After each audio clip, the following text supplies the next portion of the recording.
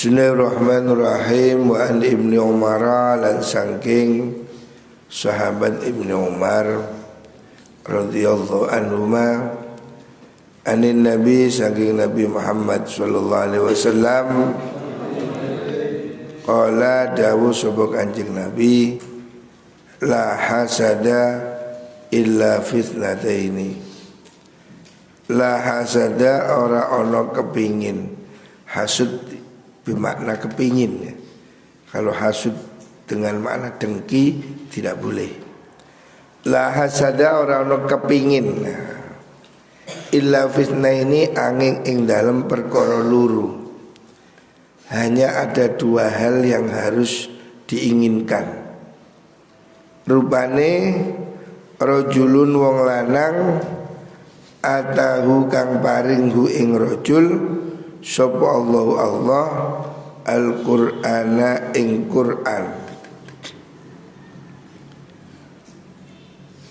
Ada dua orang yang dijadikan idola, cara sakniki idola. Hanya ada dua tipe orang yang layak diinginkan menjadi panutan. Yang pertama, orang yang oleh Allah diberi anugerah menjadi penghafal Quran. Hafal Quran ini sesuatu yang berharga. Jangan kepingin yang lain. Kalau kamu sudah diberi Al-Quran, itu nikmat yang luar biasa. Jadi semuanya ini hendaknya berusaha. Kalau mampu, jadilah para penghafal Quran. Orang-orang yang hafal Quran itu diberikan derajat di dunia atau di akhirat. Makanya kita ini mendorong di SMK An-Nur, di Sanawiyah An-Nur, di lembaga kita ini program tahfidz kita dorong supaya lahir generasi penghafal Quran. Siapa orang hafal Al-Quran kemudian fahuwa mongkau tai wong iku yakumu jumenengi bihi kelawan Quran ana al-laili ing dalam tengahi wengi wa ana an-nahari ing dalam mongso raino. Orang yang hafal Quran rajin baca siang malam. Maksudnya ini adalah nikmat ketika orang oleh Allah diberi anugerah bisa hafal Al-Quran, bersungguh-sungguh dia deres selalu baca Quran siang malam. Ini harus menjadi panutan. Kamu harus punya keinginan satu dari dua ini. Dua tipe orang yang diinginkan Rasulullah Shallallahu Alaihi Wasallam. Yang pertama, jadilah penghafal Quran. Orang hafal Quran ini jangankan dirinya, orang tuanya besok dimuliakan oleh Allah. Kelak pada hari kiamat, orang-orang yang punya anak hafal Quran itu akan diberi kehormatan oleh Allah seperti raja diberi mahkota. Ketika itu mereka akan merasa heran, apa perbuatan saya? Mau saya ini biasa-biasa kok jadi raja. Dijawab, karena kamu telah menyuruh anakmu hafal Al-Quran. Jadi kamu harus memotivasi dirimu jadi penghafal Quran. Salah satunya apa? Supaya kamu bisa memuliakan orang tuamu kelak di akhirat. Siapa orang anak hafal Quran, maka besok orang tuanya dimuliakan oleh Allah. Jadi ini harus jadi motivasi. Kalau kamu ingin membahagiakan orang tuamu besok di surga, jadilah kamu penghafal Quran. Sebetulnya tidak berat.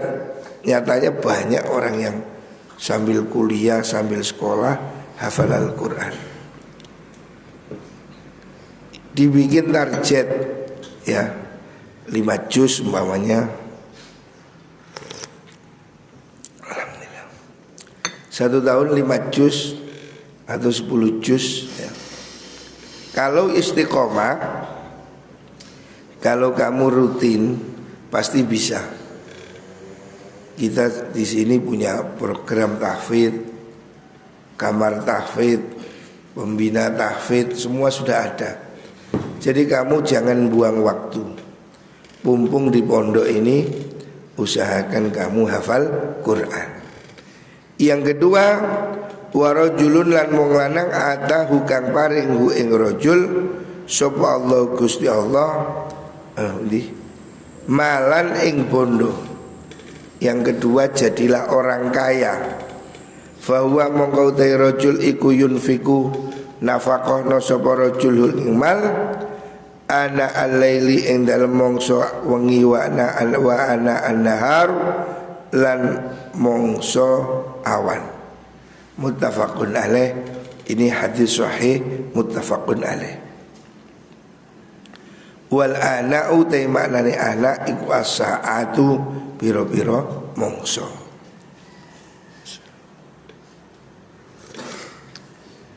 Alhamdulillah.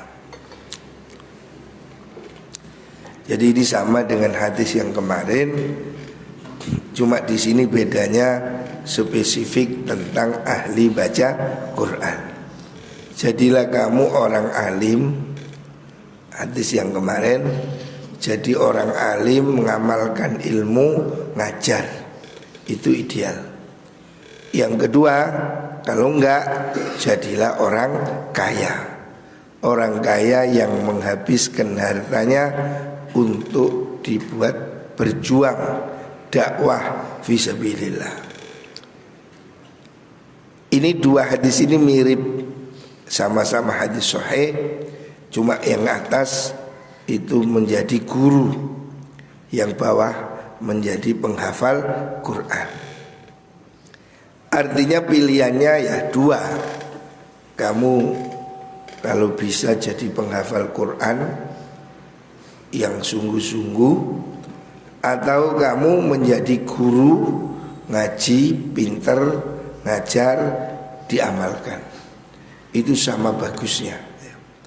Jadi profesi guru, ahli Quran itu mulia. Yang kedua, jadilah orang kaya. Kamu harus punya keinginan bagaimana mengubah hidupmu agar hidup berkecukupan. Ya tentu saja semua ini tidak lepas dari takdirnya Gusti Allah. Tapi kamu bisa berusaha ya. Berusaha lahir batin. Cara lahir ya nyambut gawe, pergi ke pasar, pergi ke sawah, tani, dagang dan lain-lain. Tetapi secara batin jangan lupa rezeki itu datangnya dari Gusti Allah. Apa yang harus kamu lakukan? Ya perbanyak memohon ya. Berbanyak baca sholawat nariyah. Sholawat nariyah ini sudah termasyhur di mana-mana disebut sholawat nariyah. Nar itu artinya api. Maksudnya sholawat ini begitu cepat ya, mujarab, cespleng, seperti api yang membakar. Makanya faktor ini penting. Wiritan sholawat nariyah, suratul waqiah, atau dalail, istighfar, sholawat, itu ikhtiar batinnya. Ikhtiar lahirnya yuk kerja, tani, dagang, apa yang bisa kamu lakukan. Kalau rezekinya ada, nanti jalannya keluar ya. Jadi kamu harus lebih mementingkan minta rezekinya dulu. Kalau Allah itu memberi rezeki, jalannya nanti kelihatan. Tapi kalau rezekinya nggak ada, ya ibarat orang itu menggali menggali tanah, menggali sumur. Kalau sumbernya tidak ada, walaupun dipacul, dibor, tidak ada air ya. Sebab airnya tidak ada. Kerja keras tidak ada sumbernya, nggak ada air. Tetapi kalau sumbernya itu ada, bisa jadi cetek. Ada sumber itu yang dangkal, ada sumber itu yang ya agak jauh. Sumbernya ada, digali kena. Tapi kalau kamu cuma menggali, tidak ada sumbernya, ya percuma. Lah sumber rezeki itu adalah Gusti Allah. Makanya ini harus diimbangkan, ikhtiar lahir dan ikhtiar batin. Wa Nabi Hurairah lan den riwayataken saking Abu Hurairah radhiyallahu an anna fuqara al muhajirina, setune pira-pira wong fakir, wong melarate kaum muhajirin. Orang-orang muhajirin yang datang ke Mekah itu atau podo teko sapa atau podo teko sapa muhajirin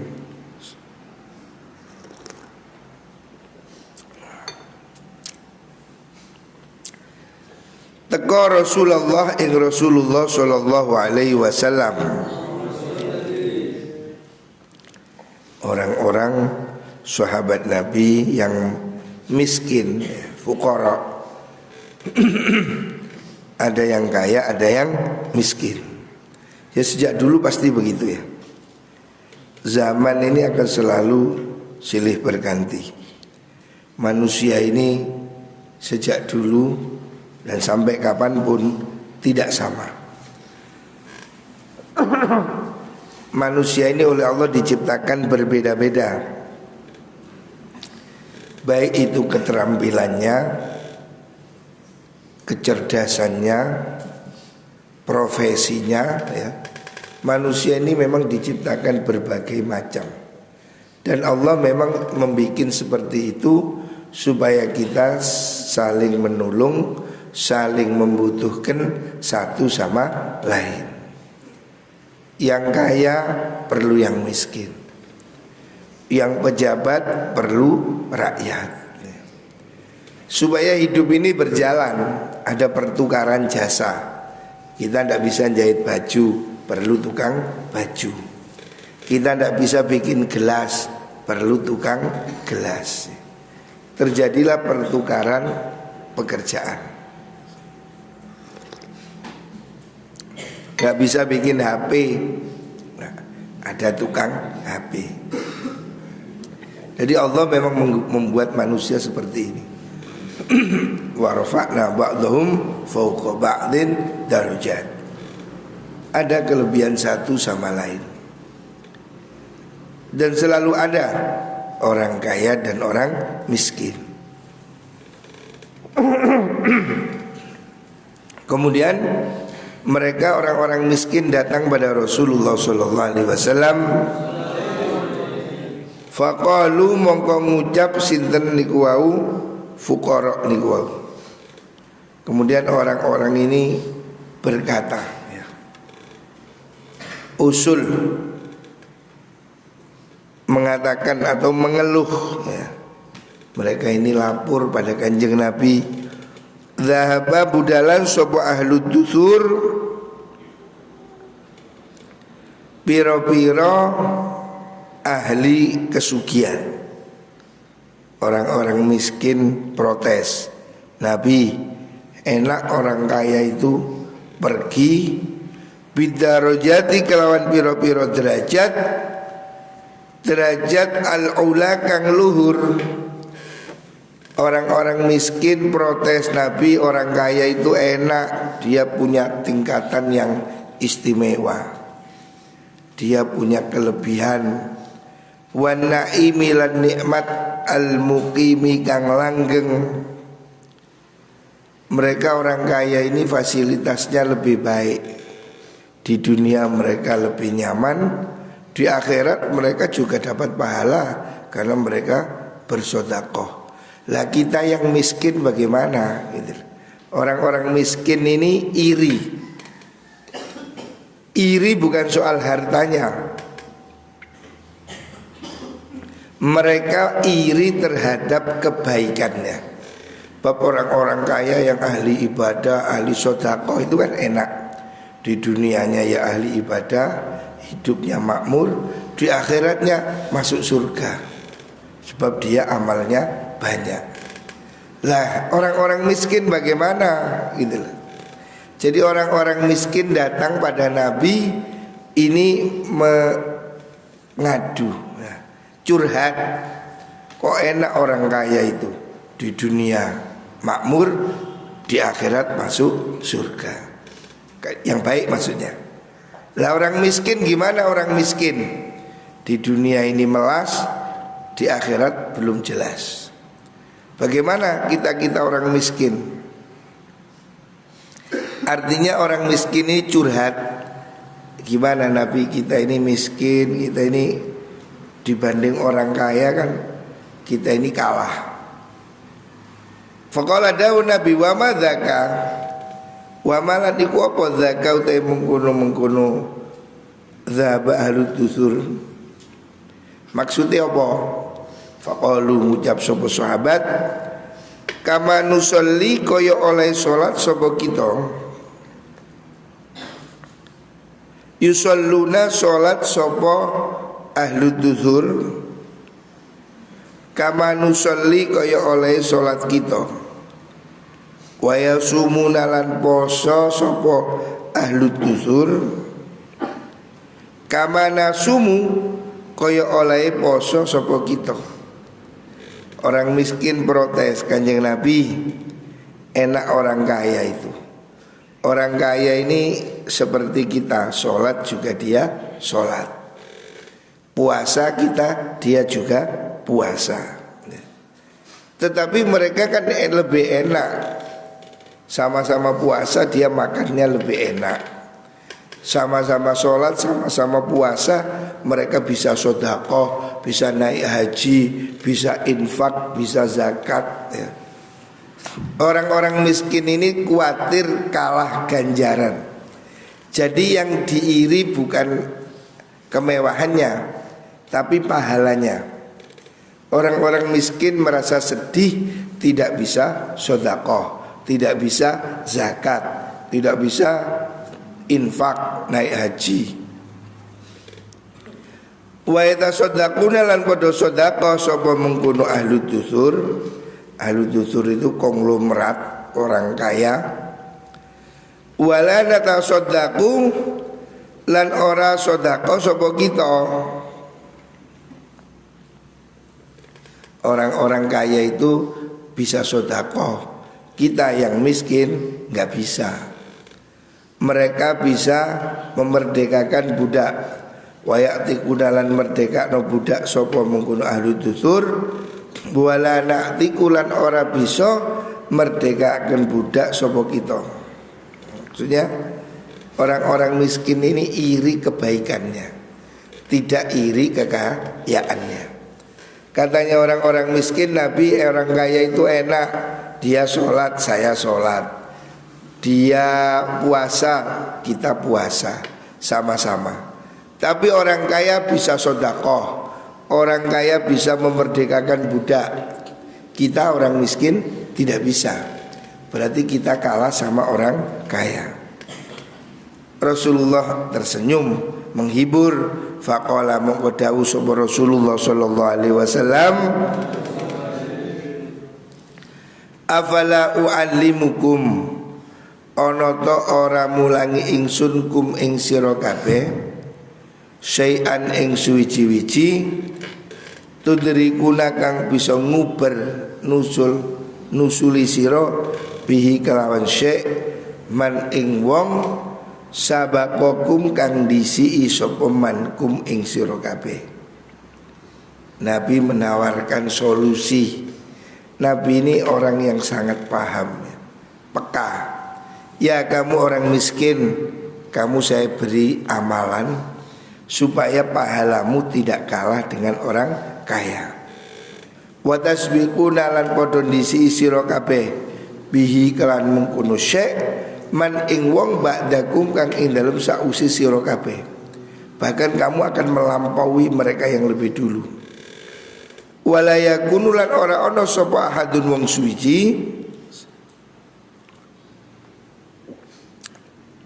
iku afdhalu luwih utama mingkum saking sira kabeh ilaman angin wong sonaa kang agawi sapa man agawi mislama ing padane perkara sonatum kang agawi sira kabeh.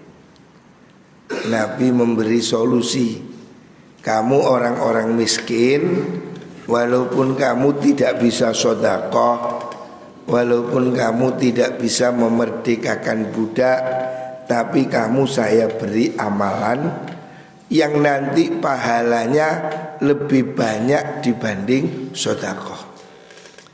Dan orang-orang miskin ini komplain, Nabi kita puasa, orang miskin puasa, orang kaya juga puasa. Orang miskin sholat, orang kaya juga sholat. Dalam ibadah ini sama. Tapi orang kaya sedekah, orang miskin tidak mampu sedekah.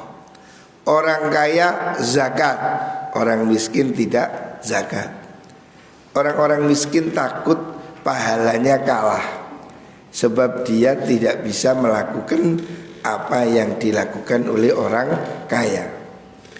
Tapi Nabi mengatakan jangan sedih orang-orang miskin, walaupun kamu tidak bisa sedekah, walaupun kamu tidak zakat, tapi kamu bisa dapat pahala mengalahkan mereka. Artinya Nabi memberi motivasi orang-orang miskin jangan kecil hati. Kamu kalau ditakdirkan miskin harus tetap bahagia, harus tetap terhormat. Walaupun kamu tidak bisa sedekah, tapi kamu bisa mengamalkan zikir wirid yang pahalanya lebih besar dari sedekah. Qalu ngucap sapa sahabat bala nggih ya Rasulullah. Nggih, napa niku Kanjeng Nabi? Apa amalan untuk orang miskin sebagai ganti zakat sedekah? Qala dawu sapa Kanjeng Nabi, tusabbihuna maca tasbih sira kabeh. Kalau kamu wahai orang miskin kepingin sedekah, kepingin infak, tidak punya uang, gantinya perbanyaklah kamu membaca tasbih. Wa tahmaduna lan padha muji sira kabeh.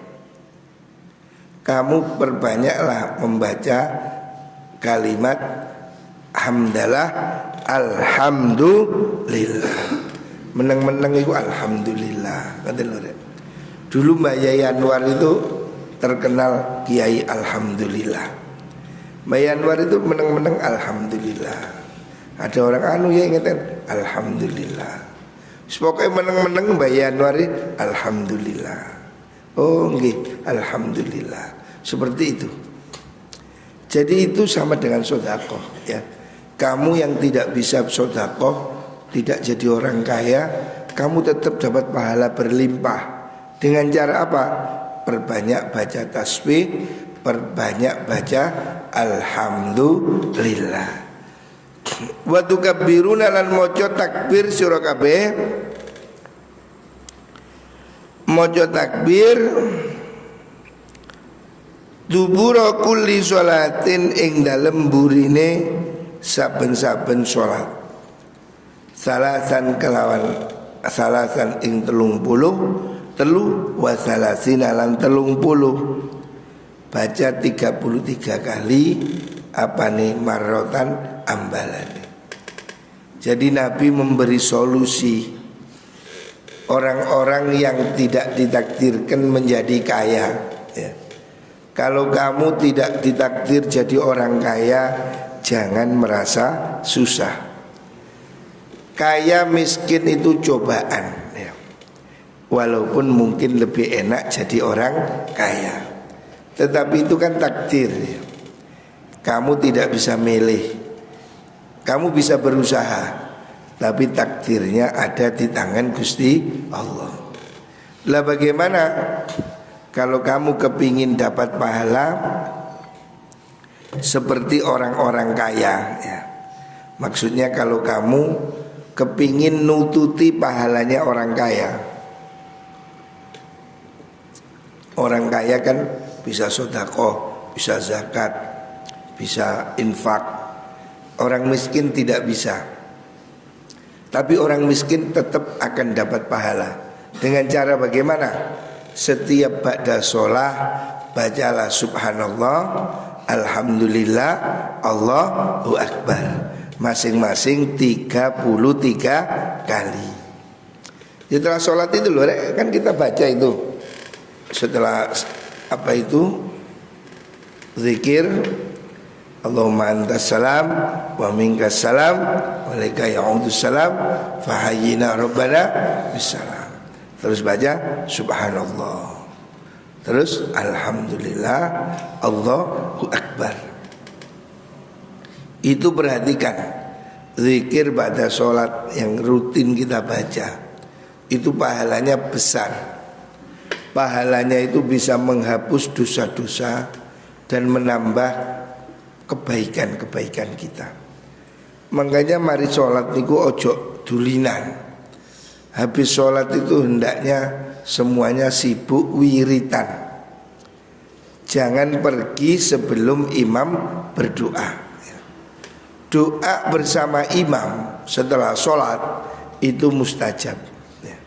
Itu doa yang dikabulkan oleh Allah. Makanya hendaknya setelah jamaah ini jangan pergi ya. Duduk dulu. Ya ojo turu. Iki sapa turu? Ya iku. Ada kok turu ae. Kitabe kon buka ngono lho, nang turu. Bukakno kitabe iku. Ngono. Iku sapa turu iku? Jadi setelah sholat, termasuk setelah sholat subuh, lah delok mari sembahyang ngene kabeh. Melek ondangao, zikir, wirid ya. Salah satu yang penting yaitu baca subhanallah, alhamdulillah, Allahu akbar 33 kali. Itu akan membuatmu seperti orang kaya. Maksudnya pahalanya. Walaupun kamu tidak sedekah, tidak punya duit buat infak, perbanyaklah zikir. Jadi kebaikan ini macam-macam caranya. Ada orang yang berbuat baik dengan harta, ada dengan tenaga ya. Kon gak iso nyumbang, melok ngangkati botol. Itu namanya sedekah tenaga. Atau sedekah dengan pikiran, atau dengan zikir. Meneng-meneng zikir. Termasuk pada sholat. Jangan lupa pada sholat selalu baca subhanallah, alhamdulillah, Allahu akbar. Masing-masing 33 kali ya. Ini jangan ditinggal, jangan diremehkan. Ini pahalanya seperti sedekah. Faraja'an nuli bali sapa fuqaraul muhajirina, pira-pira wong fakire kaum muhajirin, ila Rasulillah marang Rasulullah sallallahu alaihi wasallam.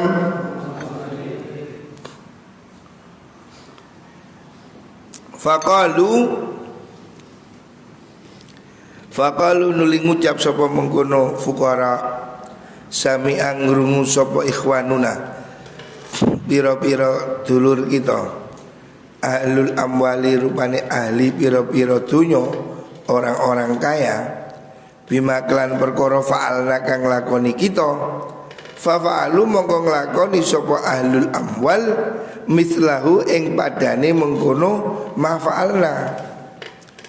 Orang-orang miskin kemudian protes ya. Jadi orang miskin zaman Nabi itu yang diprotes bukan hartanya ya. Yang diprotes itu pahalanya. Jadi sahabat-sahabat Rasulullah SAW itu giat berlomba-lomba ingin berbuat baik. Mereka itu ingin memperbanyak, lebih banyak pahala dibanding yang lain. Makanya mereka itu rajin sedekah, rajin infak ya, rajin berbuat baik. Merasa ingin dirinya ini banyak amal, tidak ingin kalah dengan yang lain. Makanya orang-orang miskin itu curhat kepada Nabi, kepingin ngalahkan orang kaya bukan dalam soal harta, soal pahala. Jadi yang dimaksud ini iri pahala. Mereka tuh ingin pahala sebanyak-banyaknya. Makanya oleh Rasulullah diberi resep, ya sudah, kamu yang miskin tidak bisa sedekah, tidak bisa infak, tidak bisa bangun masjid, kamu memperbanyak zikir subhanallah, alhamdulillah, Allahu akbar. Pahalanya sama. Artinya kamu tidak sedekah uang tapi kamu berzikir. Sudah, mereka pulang mengamalkan. Ternyata informasi ini bocor. Orang kaya juga dengar. Akhirnya orang kaya melok wiritan pisan. Padahal ini wirid asalnya oleh Nabi diberikan untuk orang miskin, supaya dia dapat pahala ngalahkan orang kaya. Ternyata orang kaya dengar kalau amal baca subhanallah, alhamdulillah, Allahu akbar itu pahalanya besar. Maka mereka juga ikut wiritan. Sehingga orang miskin protes Nabi, protes lagi Nabi, saya kalah lagi.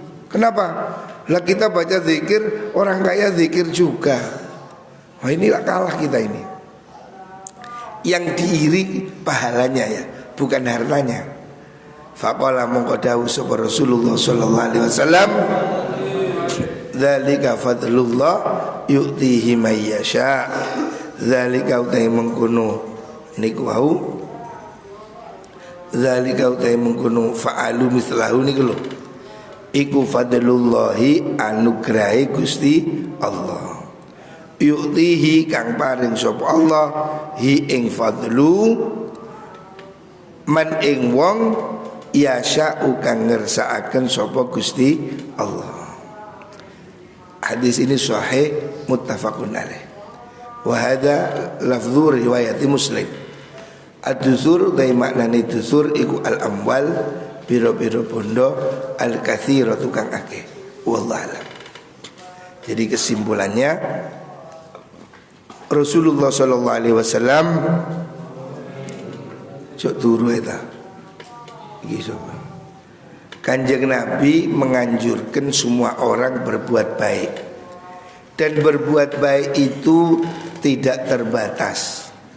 Bisa dengan harta, bisa dengan tenaga, bisa dengan lisan ya, dengan ucapan. Artinya kamu bisa berbuat baik tidak harus menunggu kamu kaya. Kamu hari ini nggak bisa nyumbang duit, ya nyumbang tenaga. Contoh itu bangunan. Kamu nggak bisa nyumbang semen, nyumbang roan. Kamu bisa berbuat baik dengan caramu sendiri. Orang-orang miskin datang pada Rasulullah SAW. Kemudian dia kepingin pahalanya bisa ngalahkan orang kaya. Akhirnya oleh Nabi diberi wirid subhanallah, alhamdulillah, Allahu akbar. Nabi mengatakan ini pahalanya sama dengan orang kaya. Ternyata orang kayanya dengar, maka dia juga wiritan juga. Orang miskin merasa kalah lagi. Nabi gimana? Mereka wiritan, kita wiritan. Tapi mereka sedekah, kita tidak bisa sedekah. Terus Nabi menasihati, yo sing sabar. Memang manusia itu tidak sama. Dzalika fadlullah yu'tihi may yasha. Itu adalah anugerah Allah. Anugerah Allah diberikan pada orang yang dikehendaki oleh Gusti Allah. Artinya kita ya gak usah iri. Jangan iri pada orang lain. Kita ini sudah punya bagian, ya. Rizki itu sudah ada takarannya. Rizki sudah ditakar, tidak mungkin tertukar. Rizki itu sudah ditakar oleh Allah. Kata ayah saya, kalau rezekimu sekian, umpamanya, kalau Gusti Allah sudah memberi kamu rezeki itu takarannya sak cingkir, disiram sak trim, ya tetap karek sak cingkir, selebihnya ambil.